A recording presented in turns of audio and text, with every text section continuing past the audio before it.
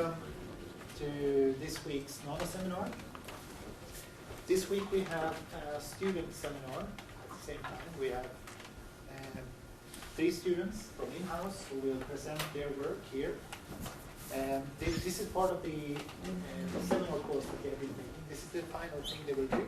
And we have also recording here so they can watch their presentations afterwards.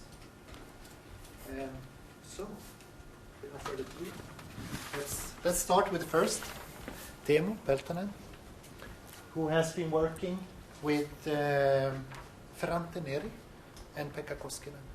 Maybe you can say something about who Ferrante Neri is. I have no idea. Yeah, he's a computer scientist professor currently at De Montfort University. Who has been here as a visiting professor, right? Yeah, well, he was here before. He then left. Okay. Left Great Britain. Yeah. Okay. So the floor is yours. Thank you. Okay, hello everyone. My name is Teemu, and today I'm going to talk a little bit about global optimization, especially the problem of finding the most stable structures of clusters, atomic clusters, and then I'm trying to give you potential alternatives to the more traditional methods. So let us start by an example. So suppose someone gave you a group of identical atoms, and your job is to specify what is the most stable structure they would form in nature. So what specifies this stability of a cluster? As you probably know, nature always minimizes energies. So here, most stable means lowest energy. So our problem is now to find the minimum of an energy function, which means we have to find the atomic coordinates such that the energy gets minimized. So this is our problem. And this is an example of a global optimization problem, which means we have to find a minimum point of some function, or the lowest value of some function. For example, in one-dimensional case, we should find that point. In two-dimensional case, we should find that point. And generally, we should find the lowest or the minimum point of a n-dimensional function. So how do we solve these global optimization problems? First of all, we have to accept the fact that these problems are usually so difficult that we have to forget exact solutions. And we have to be satisfied with only finding approximate minima. And for this, we usually use so-called stochastic methods, which means we more or less try to guess the correct answer by generating random numbers. And traditionally, we often use so-called problem-tailored methods, which means we use every possible knowledge available of the problem and develop a whole new algorithm, a complex, sophisticated algorithm that uses the peculiarities of the problem. Well, of course, you probably will get quite good results, but there are some problems with this approach. It takes a lot of time to develop a whole new algorithm, and then your new sophisticated algorithm then will only work for the problem you design it for. And then for the next problem, you have to start from scratch and design a new one. So there are some problems with this approach. So let's try something else. The famous computer scientist Alan Turing proposed some 60 years ago an idea when he was trying to invent artificial intelligence. He wrote, instead of trying to produce a program to simulate the adult mind, why not rather try to produce one which simulates the child's? So let's try to do a simple program that learns. And then he said, there's an obvious connection between learning and evolution. So let me now translate this to our optimization problem now. Instead of trying to produce a highly sophisticated algorithm, why not rather try to produce a simple algorithm that uses basic principles of evolution? So instead of developing a highly sophisticated problem-tailored algorithm, let's try to produce a general algorithm which is simple, uses some basic principles, and an algorithm that somehow learns by itself. So how do we do this in practice? One example how this can be done, so-called genetic algorithm. So this tries to model evolution. So how does evolution work? First of all, we have a population of individuals, and each is represented by its chromosome or genome. In our case now, the individuals are now vectors or points, and each of these vectors is now represented by its chromosome, which is now its bit string representation of the vector. So this is our population now. Then what is one of the most important mechanisms of evolution? It's the mating process or the crossover process. So here some of the parts in the chromosome get swapped. Then the next important mechanism, mutation. Some parts of the chromosome get mutated. Then finally, we have the selection or the survival of the fittest. Now we're trying to minimize a function, trying to find a minimum of a function. So the individuals who have a lower function value, they will survive, and the ones who have a high function value, they will die. And then we repeat this process. So this is a very, very simple model of evolution. And this model now was called a genetic algorithm. There are also other models, and these are called, in general, evolutionary algorithms. And they are all algorithms that are inspired by nature, and especially by evolution. And these are so-called black box methods or black box optimizers, in the sense that they are not tailored for the problem, but instead they can be used for any general problem. You don't need to know anything about the problem. So let me now show you that these methods actually work quite well. So here I have studied the cluster problem I told you in the beginning, finding the most stable structure of an atomic cluster. So I'm trying to minimize its energy. And here I calculated the energy with the simple Lennard-Jones potential, just for computational convenience. And then I studied it in the case of 200 atoms, which renders the problem a really, really difficult one.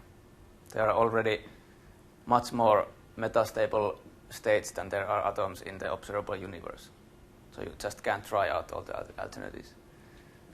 And then on the x-axis, or the horizontal axis, I have number of how many times I have called the energy function, which is basically time. So I start the optimization process here, and I end the optimization process here. And then on the vertical axis, I have energy of the best individual in the population. And here at the bottom, I have the target energy, which is the energy of the best structure that anyone has ever found by any problem-tailored algorithm. So this is the ultimate target where we should get. So here, the first example, I have the first evolutionary algorithm called differential evolution. This is not the genetic algorithm I showed you, but belongs to the same family. So you may ask why I have such many curves there. The reason is that these algorithms have some random components in them. So I have to run the optimization process several times to get some statistics. So the energy of the best individual starts somewhere from 0, and it monotonically decreases and saturates to some value. And these are the final minima it has found. As you can see, it's pretty far from the target, so this method didn't work so well. Then I have the adaptive version of the previous, already a little better, but still some space between the target and the value it found. And then I have the third example of these evolutionary algorithms called CCP02. This works already surprisingly well. Already after 1 million function evaluations, it's quite close to the true minimum. There is still some gap, but very efficiently it has found almost the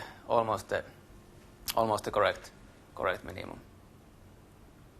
And I have to note that these three algorithms are all these black box methods. They are not developed for this problem. They are just general all-round optimizers available, freely available. And then I have, just as a comparison, I have two versions of simulated annealing algorithms. These are popular methods among physicists, but as you can see, they are pretty hopeless in this 200 atom case. And this is was also one of the main parts of the work, implementing these methods and writing a better mathematical notation for them. So as a conclusion, there are already algorithms available that can efficiently give you very good estimates of the global minimum of an arbitrary problem, arbitrary function, with a minimal effort. You will need only very little parameter tuning or any tuning, or maybe not at all. And if this estimate is not enough for you, they certainly are a very good basis for further improvements. Thank you.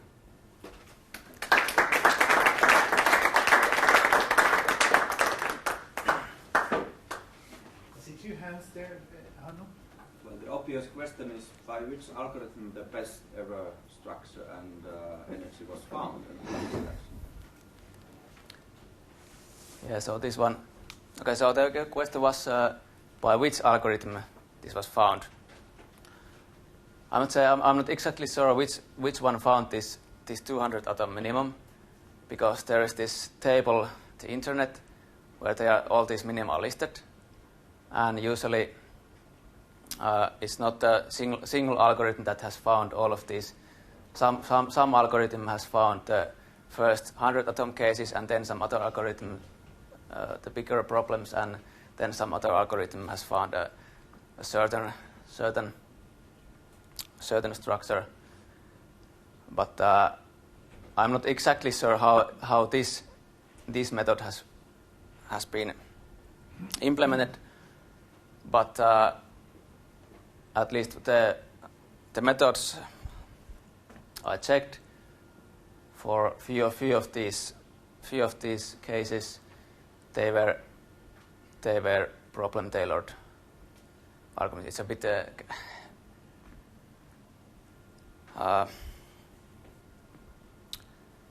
bit difficult to say how they worked, but they had several components, and they were tailored for this problem in a way or another. So you looked at the Cambridge cluster database from David Weiss? Yes. Okay. So in each of these algorithms, is there a way to know sort of kind of how far you are from the true ground state, or whether you actually managed to get there? Yeah, so the question was, okay, so suppose we are trying to minimize a function for which we don't know the actual minimum, which is actually the case here. We don't know if this is the true minimum. It is just the best minimum that anyone has found. So we cannot do anything else but just to look at these curves, and they saturate to some point, but we have no ways of telling whether this is a local minimum, is this a global minimum, or some other point. We have no tools for that. Do they truly saturate, or do they sort of continue Yes, actually, as you can see, for example, this continues decreases monotonically, but very slowly. But it really depends on the case. Of course, if you have found, maybe some algorithms will get stuck to a local minimum, and then you will be there. But it really depends. This also still decreases, but very very slowly. So I don't really quite get. So how far these algorithms are from each other? Are they very different, or are they just fine tweaking, or is this something Yes, they are crucially different? Yes. Okay. So the question was how different are all these evolutionary algorithms I showed you, and maybe how different they were from the genetic algorithm. So yes, they are quite different, but the basic principle is the basic principles is that they all have this some kind of mutation and selection and crossover components. And then they Change those. change it. Some of them change more rapidly than others. Yeah, you can, for example, well, here you could, well, first of all, you don't need to use actually these bit strings, but you could use the actual vectors, and then depends, maybe you can split it from 1 point and exchange them, or split it from 2 points, or and so on. These kind of tunings. Okay. Actually, I have another question. So, did you look at the structures of these different energies then? So, are they very different? The structures. You have a different energy. So, is this now big or small change? Okay, so the question was, I have some energies here. Yes, and then you have some structures where you have calculated. Yeah, and what are the real structures? Of course, the structure is the one I'm really interested at, and these energies are just for this calculation. But I'd say I haven't looked at the actual structures. I just compared these different methods. But I have them actually recorded, so I could have a look at them.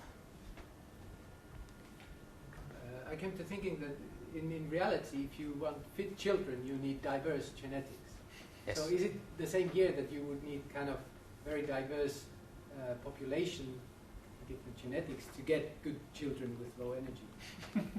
Yeah, okay, so the question was, okay, we have some population, and we in the beginning we generate this population randomly, and of course, if you have a population of 100 individuals all here, you probably won't get anywhere from there, because first of all, the crossover process, this transfers information between generations, and this more or less transfers the good properties to the next generation. So if you have all of the individuals here, you will more or less stay there. But then you have the mutation operation, and this helps escaping from this and bringing some new information to the population. But of course, it's very inefficient, and in the best case, your population would be uniformly randomly there on the search space. So it really depends on the initial population.